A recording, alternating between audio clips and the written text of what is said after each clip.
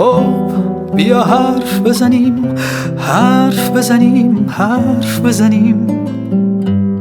آن بالا چه می‌گذرد ابر؟ فرشتگان خوبند، خورشید پیر شده، ماه چه کار می‌کند؟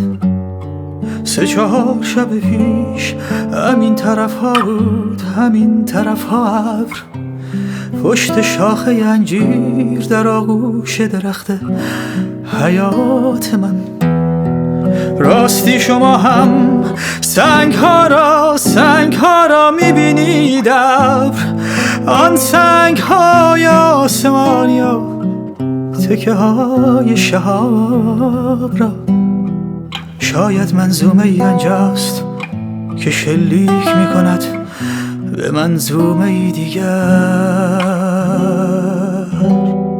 ستاره ای دیده اید، سوگوار ستاره، نعش ستاره ای در دست.